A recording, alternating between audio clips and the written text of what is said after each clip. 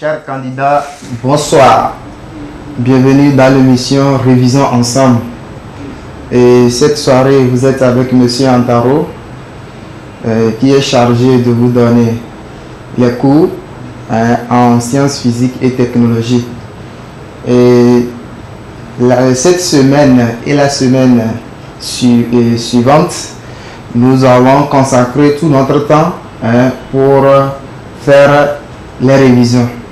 Donc, nous allons traiter des exercices seulement. Alors, pour commencer, le format de l'APC, nous avons 3 parties. La première partie, la situation problème, qui comporte 8 points. Et ces 8 points, l'apprenant doit être en mesure de capitaliser ces 8 points en respectant ou bien en travaillant avec détermination certains éléments de la situation problème. Eh bien, nous disons la première partie, la situation problème. La situation problème.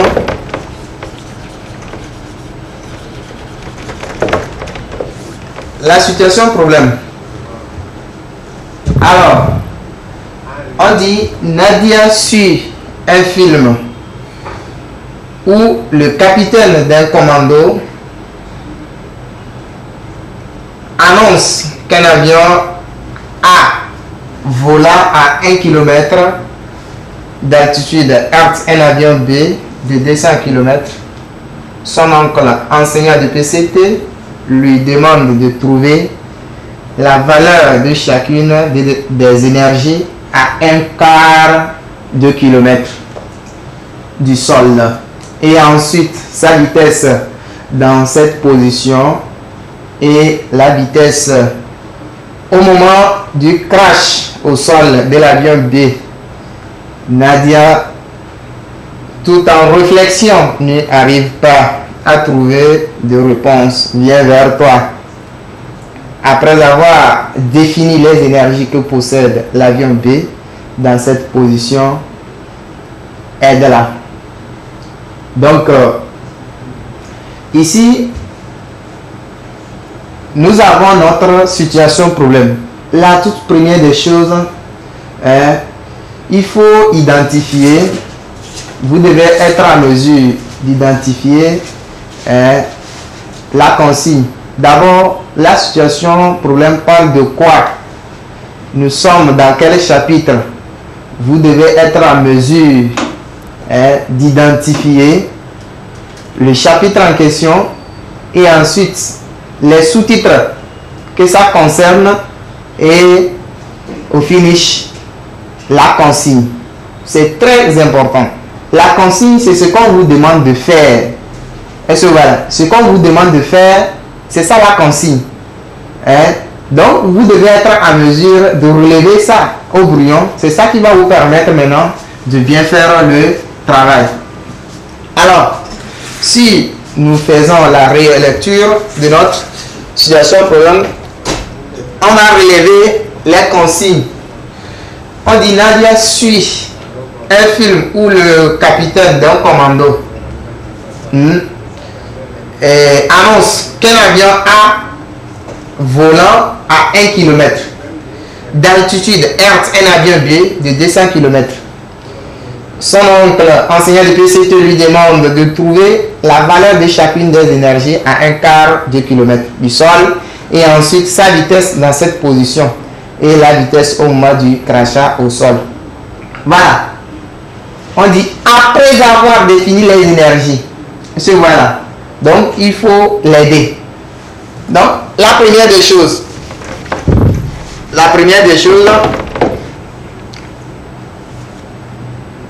au niveau de la consigne, nous avons, premier élément, on dit de calculer les énergies. Ici, il s'agit de l'énergie potentielle et de l'énergie cinétique. On dit maintenant de les définir. Alors, c'est quoi l'énergie potentielle? C'est quoi l'énergie cinétique? Par définition, l'énergie cinétique, c'est une énergie. Donc, l'énergie cinétique, c'est une énergie que possède un corps du fait de son mouvement, c'est-à-dire du fait de la vitesse. Si un corps est en mouvement, ça veut dire qu'il y a la vitesse et ceci veut dire que quoi? Il y a de l'énergie cinétique. Alors, nous disons également que l'énergie potentielle, c'est quoi? Donc, l'énergie potentielle, c'est une énergie que possède un corps du fait de son altitude. Et lorsqu'on parle de l'altitude, on veut parler de la hauteur. On veut parler de la hauteur. Est-ce que voilà? Donc, on veut parler de la hauteur. Donc, au niveau de EP, c'est la hauteur. Au niveau de EC, c'est la vitesse. La vitesse. Donc, à ce genre d'exercice, vous devez faire beaucoup attention et lire clairement le sujet et comprendre pour mieux expliquer ce qu'on vous demande. Alors, nous allons calculer, on dit de calculer les énergies. Calculer les énergies à un quart. D'abord, les données, on dit, il faut relever les données. Nous avons les données. Les données, on nous a donné la masse qui est égale à 200 km.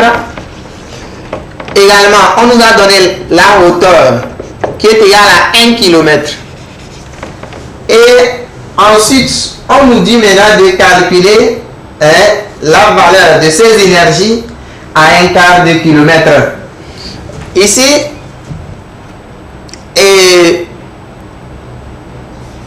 petit h est égal à un quart de kilomètre. Donc, un quart de kilomètre, ça veut dire que lorsqu'on prend 1 km, on divise par 4 et 1 km, il faut convertir les 1 km en quoi? En mètres. Donc, ça va faire 1000 mètres. Pourquoi? Parce que lorsque nous sommes en physique, dans le système international de mesure, on travaille avec le mètre et non le kilomètre. Donc, c'est le mètre. Lorsqu'on nous dit maintenant un quart de kilomètre, lorsque nous divisons les 1000 mètres par 4, on a 250 mètres. Donc, on nous dit maintenant de calculer. Ici, nous avons l'avion, l'avion A, et nous avons l'avion B, et nous avons l'altitude, nous avons le sol. Est-ce que voilà? Nous avons le sol qui est là. On dit l'avion A a heurté l'avion B à une altitude de grand H qui est égal à 1 km. Maintenant, on nous dit l'avion B tombe en chute libre. Est-ce que voilà? Et il est arrivé à un quart. Autrement dit, 250 mètres au sol. 250 mètres. Pour ça, ça dit ça nous reste 250 mètres à parcourir. Est-ce que voilà? Autrement dit, il a déjà parcouru 3 quarts. 3 quarts, il a déjà parcouru. Lorsque l'avion B, il est en chute libre, voici la distance qu'il a parcouru, les 3 quarts. Et bien, on nous dit maintenant de calculer l'énergie cinétique lorsqu'il est en ce niveau-là. Est-ce que voilà? On nous dit de calculer lorsqu'il est à ce niveau. Maintenant, pour le faire, qu'est-ce que nous allons faire? Donc, il faut appliquer maintenant les formules. Il faut appliquer les formules. Maintenant, comment calcule-t-on l'énergie cinétique? Donc, premier élément, calculons. Donc, calculons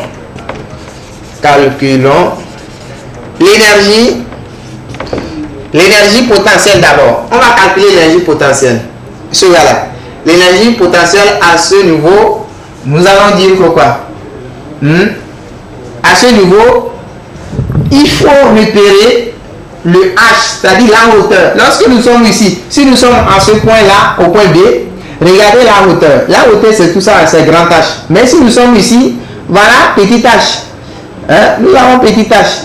Donc, à ce niveau-là. Donc, EP égale à quoi? L'énergie potentielle est égale à mgh.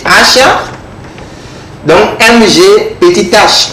Pourquoi petit h? Parce qu'on nous a dit de calculer lorsqu'il est à un quart, à un quart au sol. Un quart au sol, ça fait 250 mètres. On dit un quart de kilomètre. Est-ce que voilà? Donc, ça fait 250 mètres. Donc, à ce niveau, EP égale à EP égale à quoi? M qui est égal à 200 kg. Donc, lorsque nous sommes en physique, nous avons dit qu'il faut travailler avec le kilogramme. Si on nous avait donné en grammes, vous convertissez d'abord. Est-ce que voilà? Donc, fois maintenant, le G, la pesanteur. Vous voyez, l'exercice ne nous a pas donné la pesanteur. Une fois, lorsqu'on ne vous donne pas la pesanteur, il va falloir que, il faudrait prendre le G, G égale à 10 newtons par kilogramme. Donc, fois 10 newtons par kilogramme, fois maintenant le petit h qui est égal à 250 mètres. 250 mètres à un quart au-dessus du sol. Lorsque l'avion a un quart au-dessus du sol. Donc, là, le H, ça fait 250 mètres. Est-ce que voilà? Donc, au finish, EP égale à quoi? EP égale à 500. 1, 2, 3, 4. Ça fait 500 000 joules. Ça, c'est la valeur de l'énergie, l'énergie potentielle. Alors, donc l'énergie potentielle est égale à 500 000 joules. Maintenant, l'énergie cinétique. Énergie cinétique. Énergie cinétique à un quart d'heure, pardon, un quart de kilomètre, autrement dit 250 mètres. Donc, pour trouver, là-bas nous avons dit par définition, et c'est égal à quoi? 1 demi de mv carré. Vous voyez? 1 demi de mv carré ou bien mv carré sur 2. Alors, lorsque je regarde cette formule, ici nous avons la masse que je connais. Est-ce que je connais la vitesse en ce point? Non. Mais on a dit de calculer également cette vitesse. Ça veut dire que la formule là n'est pas valable. Est-ce que voilà? Nous avons dit dans le cours, pour calculer l'énergie cinétique, ça fait la masse multipliée par le carré de la vitesse divisé par 2. Est-ce que voilà? Donc, divisé par 2. Mais l'énergie cinétique, on ne connaît pas la vitesse, mais on nous a dit de calculer cette vitesse. Est-ce que voilà? Donc, on ne peut pas utiliser cette formule. Ça veut dire que si on ne peut pas utiliser la formule là, il y a autre possibilité ou bien autre méthode pour pouvoir déterminer l'énergie cinétique. Alors, ici, nous sommes, le mouvement est rectiligne, nous sommes en chute libre. Et nous avons la conservation de l'énergie cinétique. Les énergies se conservent et vice versa. L'énergie cinétique, elle se transforme en énergie potentielle et l'énergie potentielle également se transforme en énergie cinétique. Alors, ici, lorsqu'on nous a dit, nous avons le point B et nous avons le sol, ici à 250 mètres. Est-ce que voilà, 250 mètres au sol. Mais, à ce niveau-là, comme il y a conservation, nous disons que quoi? Nous disons que EC est égal à EC est égal à quoi? Mg grand H moins petit h. Au point B, l'énergie cinétique est supérieure, l'énergie cinétique est nulle. Si nous sommes à ce niveau, l'énergie cinétique est nulle. Énergie cinétique. Pourquoi? Parce que l'avion B, lorsqu'il est à ce niveau, il n'est pas en mouvement. S'il n'est pas en mouvement, ça veut dire que l'énergie cinétique est égale à 0 parce que la vitesse, il n'y a pas de vitesse. Même du moment où il y a la vitesse, ou bien il est en mouvement, il fait un déplacement. Dans ce cas, il y a de l'énergie cinétique. Mais lorsqu'il est immobile à ce niveau, au point B, ça veut dire qu'il y a la hauteur. Il y a cette hauteur, c'est H. Et ici, l'énergie potentielle est supérieure à 0. On peut calculer ça. Au fur et à mesure que nous quittons du point B vers le sol, l'énergie potentielle diminue et l'énergie cinétique augmente. Alors, si l'énergie cinétique augmente, ça veut dire que au sol ici, à ce niveau-là, l'énergie cinétique est plus grande. L'énergie, parce qu'on a dit il y a conservation. Donc, l'énergie potentielle au point B, c'est encore égal à l'énergie cinétique l'énergie cinétique au niveau du sol. Si je dis au niveau du sol ici, l'énergie cinétique, c'est encore égal à l'énergie potentielle. Parce qu'on a dit il y a transformation, vice-versa. Voilà.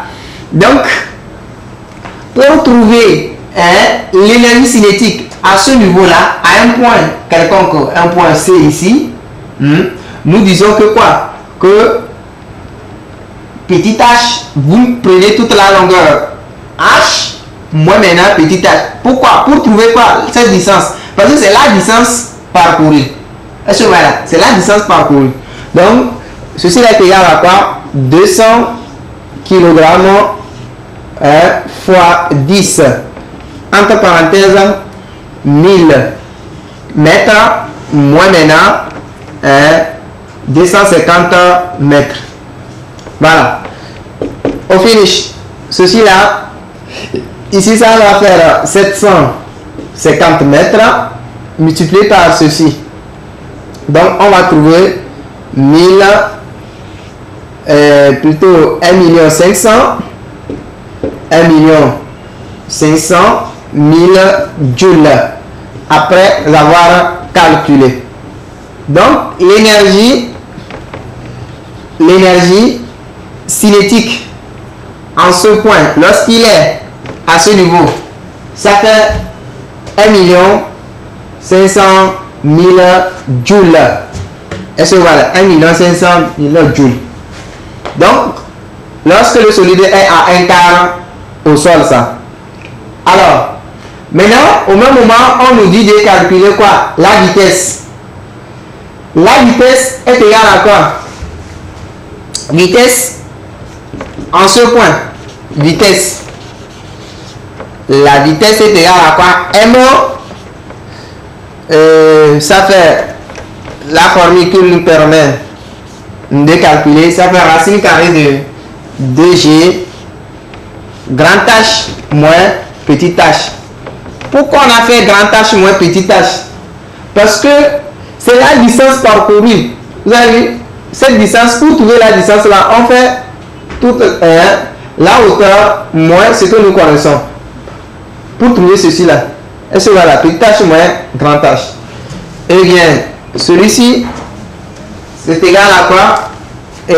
Racine carrée de 2 fois maintenant 10. Entre parenthèses, 1000 mètres moins 250 mètres. Ceci là est égal à quoi? Ça fait racine carrée de 20 fois maintenant 750. 750. Donc, ceci va nous donner combien? Ça va nous donner racine carrée de... Ça va nous donner racine carrée de 15 000. 2 fois 75, ça fait 150. Les 2 euros, ça fait 15 000. Donc, racine de 15 000, ceci là va nous donner, au finish, la vitesse est égale à quoi? Donc, la vitesse est égale à, après calcul, lorsque vous utilisez votre calculatrice, vous manipulez, ça fait 122,47 mètres par seconde. Voilà. Donc, à ce niveau, donc à ce niveau, la vitesse est égale à 122,47 mètres par seconde. Donc, maintenant, la situation problème n'est pas encore terminée. On nous a dit ensuite de faire quoi? De déterminer sa vitesse dans la vitesse au moment du crash au sol. Est-ce que voilà? Au moment du sol. Dans ce cas, on dit au moment du crash au sol de l'avion B. Vous voyez? Il faut déterminer ça. Il faut faire attention. Ne confondez pas les vitesses.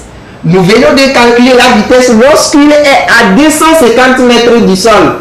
Autrement dit, lorsqu'il est à un quart de kilomètre. Maintenant, on nous demande maintenant la vitesse lorsqu'il est au sol. Donc, pour déterminer cela, suivez avec nous. Et pour déterminer cette vitesse, donc vitesse est égale. La vitesse est égale. Vitesse est égale à quoi? Voilà. Est égale à racine carrée de 2GH. Il faut faire attention. C'est une formule. Lorsque on y veut déterminer la vitesse. On y veut déterminer la vitesse d'un solide ou d'un corps lorsqu'il est au niveau du sol. Dans ce cas, c'est la formule qu'il faut appliquer. Ça fait racine carrée de 2GH. Le H ici, c'est la distance parcourue. Le grand H, la hauteur, la longueur qu'on a donné au préalable, c'est-à-dire au début. Ça, il faut prendre. Est-ce que voilà? Donc, ceci là est égal à quoi? Ça fait racine carrée de 2 fois maintenant 10 fois H. H qui est égal à 1000 mètres. C'est-à-dire les 1 km. Parce que l'avion était à 1 km. Et il faut convertir en mètres dans le système international de mesure. Donc, la vitesse est égale à quoi? Vitesse est égale à racine carrée de maintenant. Après calcul, ça va faire racine carrée de 20 000. Racine carrée de 20 000. Donc, ceci, si on veut mettre ça en racine, ça fait 100 racine de 2. C'est-à-dire, ceci est égal à quoi? Ça fait racine de 2. Racine, ou bien 100 au carré. Racine de 100 au carré fois racine de 2. Si nous avons ici, voilà, 100 fois 100. Et c'est voilà. Donc, nous avons 100 fois 100. Donc, 100 au carré fois racine de 2. En décomposition. Donc, ça fait 100 racine de 2. Ceci, la valeur là, si on veut calculer, on veut trouver une valeur approchée. Donc, ça fait 141,42 mètres par seconde. Donc, c'est sa vitesse lorsqu'il est au sol. Donc, une fois que l'avion est touché au sol, c'est sa vitesse. On vient de déterminer maintenant la vitesse. Pour récapituler ce que la situation problème, cette situation problème, ce qui est important à ce niveau, c'est que quoi? Il faut savoir identifier les données. Si vous savez comment repérer les données, on dit à une hauteur donnée, un solide, il est suspendu. Ici, on suppose que notre avion, il est suspendu à 1 km. Et je vous rappelle, je vous dis toujours, en physique, il faut faire attention avec les conversions. Quel que soit ce que vous voulez faire, si vous êtes déjà avec la physique, il faudrait que vous sachiez qu'il y a la conversion. Il faut vérifier d'abord, est-ce que les données sont en grandeur de longueur? Est-ce qu'ils sont, en grandeur dans le système de mesure, dans le système international de mesure? le kilomètre qu'on convertit en mètre, même si c'est pas le mètre, on donne supposons qu'on va donner en centimètre. Donc, il faut ramener ça en mètre, toujours. Dans le système international de mesure de longueur, c'est-à-dire tout ce qui est longueur, la distance, tout ça là, c'est en mètre. Est-ce que voilà? Donc, il faut convertir pour ne pas fausser les données. Sinon, vous allez passer à côté. Donc, c'était la situation problème. L'énergie cinétique, comment calculer ça? L'énergie potentielle, la vitesse à un point donné, etc. Maintenant, nous allons finir la situation problème. Nous allons passer à l'exercice 1. À l'exercice 1. L'exercice 1 nous dit quoi? Un flacon contient une solution aqueuse incolore. Pour déterminer la nature de cette solution, on réalise les expériences suivantes. Expérience 1. Un pH trempé dans une solution prend une teinte rouge indiquant un pH égal à 2. Expérience 2, on ajoute à une fraction de cette solution quelques gouttes de chlorure de barium. Un précipité blanc apparaît. Alors, on dit maintenant d'écrire l'équation bilan de la réaction de l'expérience. Dites quels sont les ions présents dans la solution et précisez leur nature. Et ensuite, on dit à 1 ml de cette solution, on ajoute 999 ml d'eau. Comment varie la première question dit comment varie le pH de la solution? Détermine son nouveau pH. Et ensuite, voilà, on va remonter pour aller pas à pas. Donc, exercice 1, on dit un flacon contient une solution aqueuse incolore. Pour déterminer la nature de cette solution, on réalise les expériences suivantes. Premièrement, on a réalisé l'expérience 1 et on a utilisé le papier pH pour déterminer la nature de cette solution. Eh bien, nous, on a trouvé que le pH est égal à 2. Donc, le pH est égal à 2. Ça, c'est la première expérience. Expérience 2, on nous dit également qu'on ajoute à cette fraction une solution aqueuse contenant quelques gouttes de chlorure de barium et un précipité blanc apparaît. Écrire l'équation de la réaction de l'expérience 2. Alors, ici, voici notre solution. Nous avons notre solution là. Voilà. La solution, on a la solution. On a la solution. Ici, nous avons notre solution qui est là. On a la solution. Maintenant, on ajoute quelques gouttes de chlorure. Chlorure de barium. Chlorure de barium. Voilà.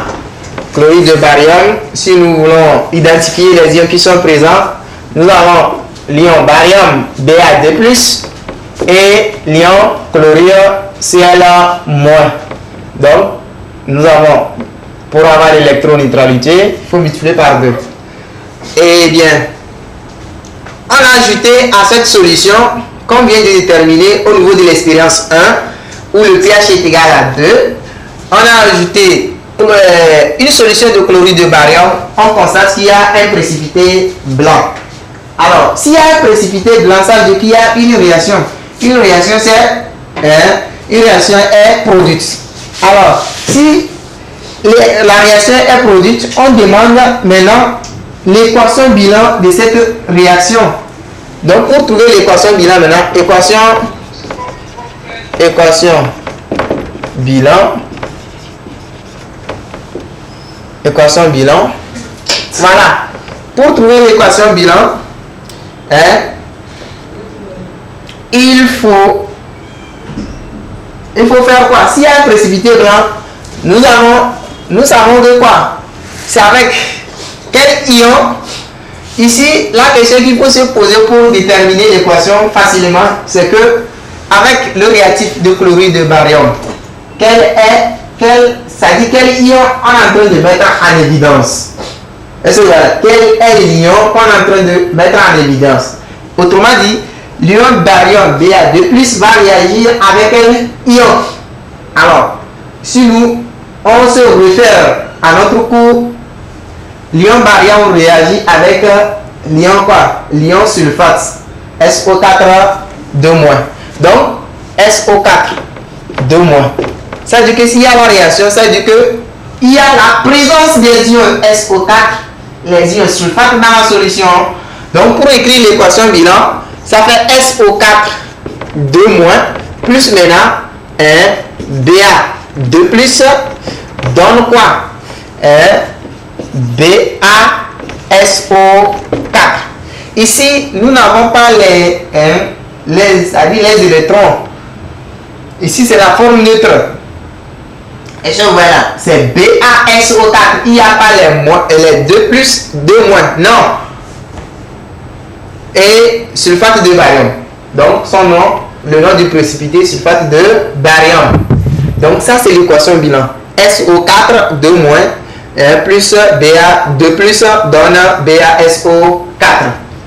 Donc, l'ion avec le réactif chlorure de barium, si déjà vous entendez chlorure de barium, c'est que il y a un précipité blanc, ça veut dire que quoi? Ça veut dire que on est en train de faire le test de l'ion sulfate.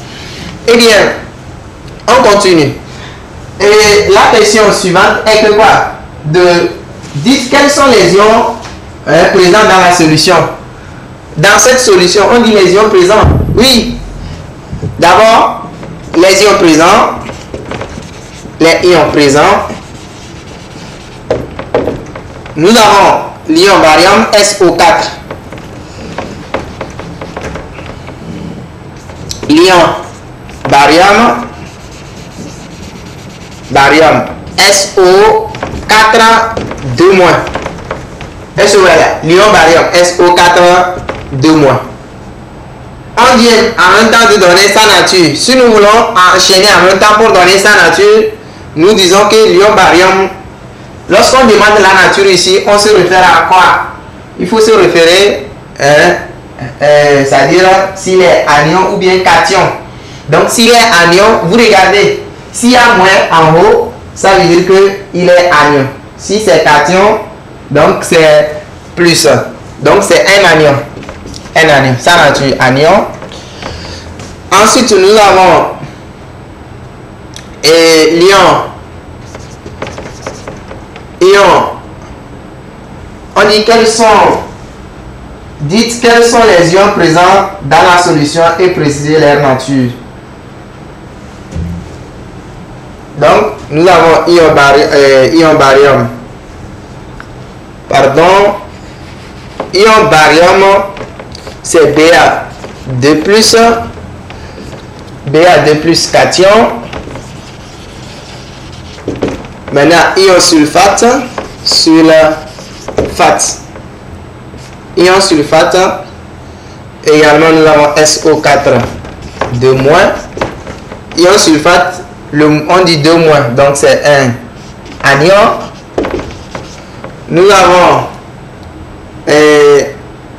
ion chlorure. Ion chlorure.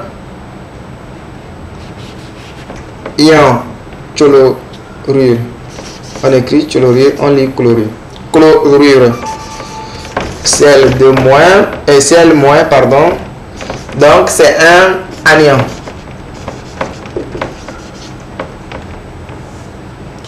et ion hydrogène H+, qui est un cation. Donc, dans la solution même, dans cette solution, nous avons l'ion sulfate et l'ion hydrogène. Dans la solution du réactif, nous avons Ba, c'est-à-dire barium et Cl-. Voilà. Maintenant, on dit maintenant, à 1 millilitre de cette solution, on dit à 1 millilitre de cette solution, on ajoute 999 millilitres d'eau. Comment varie le pH de la solution? À cette question, comment il faut le répondre? Lorsqu'on dit comment varie le pH, c'est de nous dire si le pH augmente ou bien le pH diminue. Est-ce que voilà, quand on dit comment varie le pH, ici il s'agit de la dilution. On est en train de diluer une solution.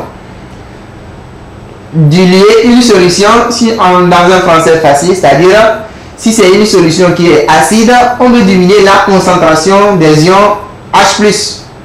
Au lieu que ça soit trop acide, on diminue ça pour que le pH augmente. Est-ce que voilà? Donc, et à ce niveau, nous allons dire que quoi? On dit comment varie le pH. Donc, le pH augmente. Le pH augmente. Pourquoi le pH augmente? Il faut faire attention à cette question. Et si nous sommes en face d'une solution acide, ici, on a trempé dans la solution le papier pH et on a trouvé que quoi? Que le pH est égal à 2. Or, le pH est égal à 2. C'est quel type de solution? C'est une solution, si on demande la nature de la solution, dans ce cas, c'est une solution acide. Donc, la solution est acide. Est-ce que voilà? Donc, la solution est acide. Alors, lorsqu'on fait la dilution d'une solution acide, le pH augmente. Mais par contre, si c'est la dilution d'une solution basique, dans ce cas, le pH diminue. J'espère que je me suis fait comprendre. Si c'est la variation du pH, nous avons dit, si c'est une solution acide, le pH augmente. Si c'est une solution basique, le pH diminue. À la question, comment varie le pH? J'espère que je me suis fait comprendre. Donc ici, le pH augmente. Pourquoi? Parce que la solution est acide. Donc, car la solution est acide. La solution est acide. Voilà. Maintenant, on nous dit également de déterminer son nouveau pH. Oui, pour déterminer le nouveau pH, déterminons le nouveau pH. Pour déterminer le nouveau pH, qu'est-ce qu'il faut faire? D'abord, il faut identifier les données. On dit à 1 millilitre d'une solution. Ça veut dire que déjà on m'a donné le volume de la solution qui est égal à 1 millilitre. Et on nous a donné le volume d'eau qui est égal à 999 millilitres. Avec ces deux informations, c'est suffisant. Et aussi le pH. On m'a donné le pH est égal à 2. Le pH est égal à 2. C'est déjà insuffisant pour me permettre de calculer. Donc, premier élément, il faut calculer les formules qui nous permettent de faire ce travail. D'abord, il faut calculer le volume total. Volume total. Le volume total, 2 points, qu'on nomme VT. Donc, volume total VT est égal à quoi? Ça fait VS plus VE. Donc, pour trouver le volume total, vous faites le volume de la solution plus maintenant le volume de l'eau. Alors, ceci là, en application numérique, VT est égal à quoi? 1 plus maintenant 999 millilitres. Donc, la vitesse, le VT volume total est égal à quoi? 1000. Donc, ceci là est égal à 1000 millilitres. 1000 millilitres. Premier élément, calculer le volume total. Ensuite, il faut calculer le nombre de fois dilué. Maintenant, pour calculer le nombre de fois dilué, le nombre de fois, entre parenthèses n. Donc, n égale à quoi? Ici, n, pour trouver le nombre de fois dilué, vous faites volume total sur VS. Hein? Le volume total sur VS. C'est comme ça on fait ça. À chaque fois. Volume total sur VS. Non, pas VS sur VT, non. Volume total, ce que tu viens de calculer. La somme, ce que tu as fait la somme tout à l'heure là, tu divises par le volume de la solution, pas le volume d'eau. J'espère que je me suis bien comprendre. Donc, c'est une formule standard. Donc, VT sur VS. Alors, en application numérique, n égale à quoi? Ça fait VT est égal à quoi? 1000 millilitres sur quoi? Le VS est égal à 1 millilitre. Donc, les millilitres vont se simplifier. 1000 divisé par 1, tout nombre divisé par 1 donne ce même nombre. Donc, n égale à quoi? 1000 fois. C'est 1000 fois. Ce n'est pas 1000 millilitres. Non. Lorsqu'on dit le nombre de fois, l'unité ici c'est fois. Ça fait 1000 fois. Et ceci là correspond en puissance, ça fait 10 puissance 3 fois. 10 puissance 3 fois. 10 puissance 3 fois. Alors, à ce niveau, pour savoir si j'ai bien calculé, ou bien j'ai faussé, ou bien j'ai trouvé la réponse, chers candidats, au BPC 2022, la réponse, lorsque vous calculez à la fin n, lorsque vous trouvez n de fois, les nombres que vous allez trouver à ce niveau, au niveau de nombre de fois, il y a 10 fois, 100 fois, 1000 fois, 10 000 fois, 100 000 fois, 1 million fois. C'est-à-dire, ce sont des nombres d'un multiple de 10. Je ne peux pas calculer, je peux trouver 10, je calcule, je trouve 20. C'est-à-dire que j'ai faussé, j'ai fait une erreur. Je ne peux pas trouver 20. Je ne peux pas trouver, disons, 30. J'ai dit, c'est de 1 après 1. Les nombres qui suivent, c'est 0, soit 1, 0, 1, 0, 2, 0, 3, 0, 4, 0, ainsi de suite. Donc, si je trouve un nombre, à part ces nombres que je viens de citer, ça veut dire que c'est faux. Il faut reprendre, il faut voir à quel niveau est-ce que je n'ai pas renversé. Je n'ai pas pris VT sur 2E. J'espère que je me suis fait comprendre. Donc, vous devez faire attention. Donc, arrivé à ce niveau, si vous avez faussé, vous saurez. Donc, n égale à quoi? 1000 fois. Moi, simplement, pour savoir de combien d'unités le pH a augmenté, personnellement, si après on va calculer n fois, vous comptez le nombre de zéros. Ça fait 1, 2, on a combien de zéros? 3 zéros. Si on a 3 zéros, ça veut dire que le pH a augmenté de 3 unités. Parce que, pourquoi on dit augmenté? Parce que le pH est acide. Mais si c'était une solution basique, là dans ce cas ici c'est 1, 2, 3, on va dire quoi? Le pH a diminué de 3 unités. On est d'accord? Donc ici, le pH a augmenté de 3 unités. Pourquoi? Parce que le pH est acide. La solution est acide, pardon. Donc, pour trouver le nouveau pH, donc le nouveau pH est égal à quoi? L'ancien pH est égal à 2. Vous écrivez ça maintenant. Quand on dit augmenter, ça veut dire plus. Est-ce que vous voyez? Quand on dit diminuer, ça veut dire moins. Donc, 2 maintenant plus. Maintenant, 1, 2, 3. Ça a augmenté de 3 unités. C'est dit pour trouver le nombre d'unités que ça a augmenté, vous comptez le nombre de zéros. Donc ici, 1, 2, 3, 0. Autrement dit, si on veut écrire ça en puissance, ça fait 10 puissance 3. Donc, le 3 en haut, ça fait le nombre de fois. Plus maintenant 3. Donc, le nouveau pH est égal à 5. C'est pourquoi on dit quoi? Le pH a augmenté. On est parti de pH qui est égal à 2 au pH est égal à 5. Ça veut dire que le pH, quand on demande à la question, une autre question à la question, entre les deux, le plus est acide, on donne 2 pH. Donc, la plus petite, si le pH est plus petit, on dira que, quoi? Dans le cas où nous sommes avec une solution acide, entre le pH égal à 2 et le pH égal à 5, le pH égal à 2 est plus acide que le pH est égal à 5. 5, lui, il se rapproche de 7. Le pH neutre est sur là. Au fur et à mesure, lorsqu'on va continuer, on va diluer encore, vous allez voir que le pH va devenir 7. On est d'accord? Voilà.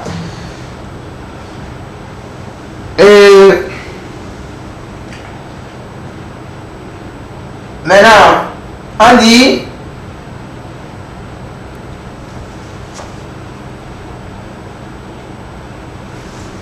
que la question suivante, on dit de citer ou inciter les différentes couleurs, de la décomposition de la lumière blanche.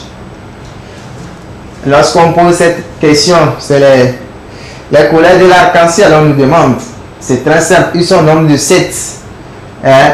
Ils sont au nombre de 7. Donc il faut les donner. Ils sont au nombre de 7, il faut les donner. Donc si je vais donner ces 7 couleurs, je vais revenir par ici. Les 7 couleurs de la décomposition de la lumière blanche. Et nous disons que nous avons le violet,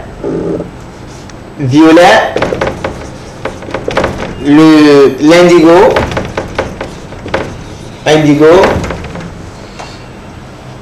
pardon, il n'y a pas de T, l'indigo, nous avons le bleu, le vert, le jaune, orange et le rouge. Donc, voilà, c'est les 7 couleurs de la décomposition de la lumière blanche. Donc, si on vous demande, ça c'est simple. Tout le monde peut faire ça. Tout le monde peut faire ça.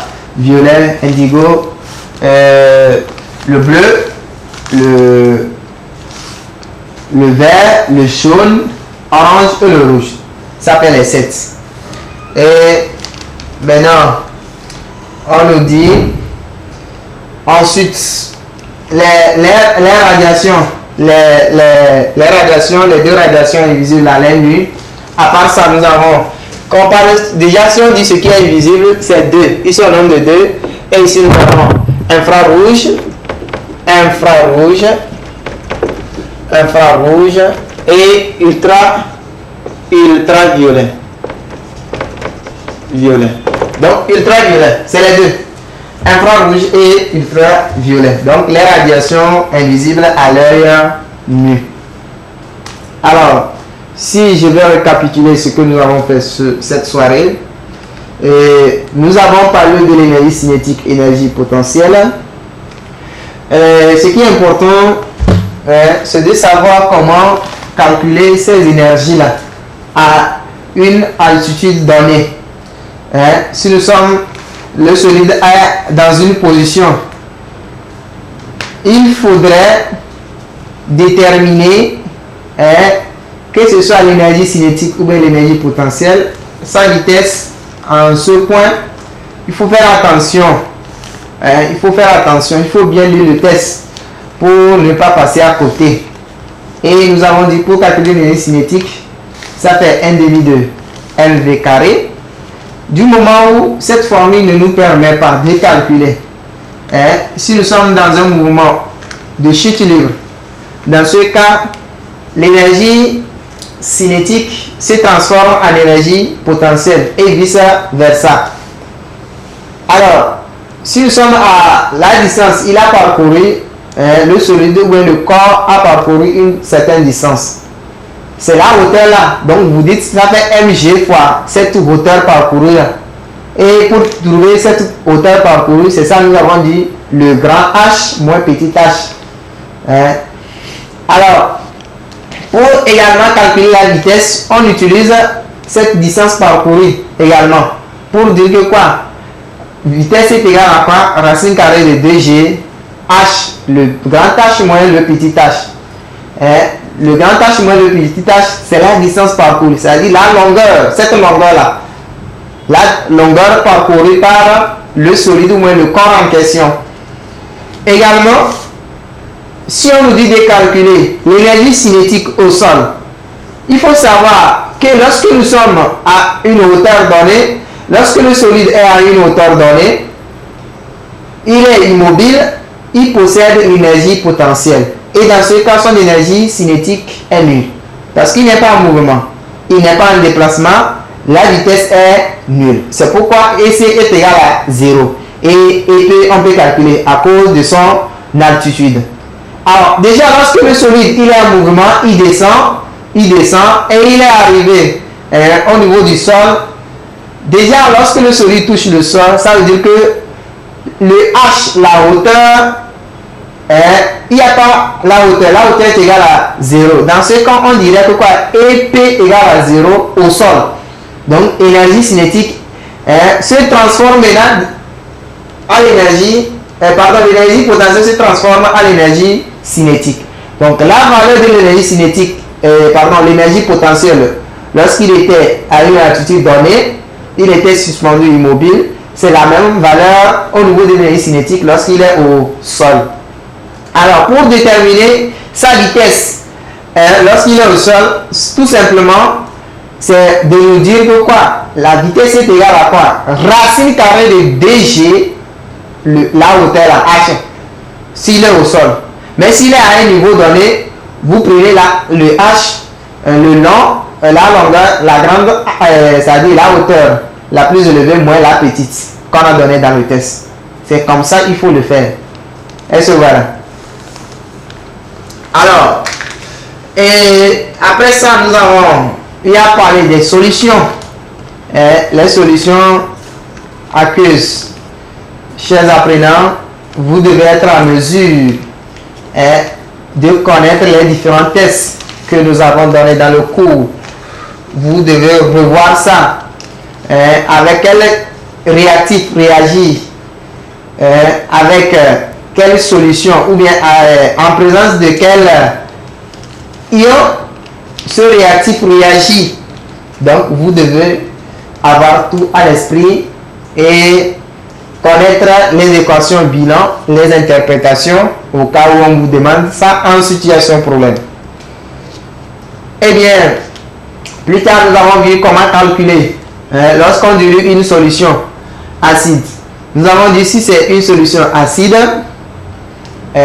lorsqu'on fait la dilution, le pH augmente.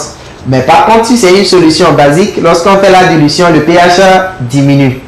Et par rapport à la variation des ions H+ présents dans la solution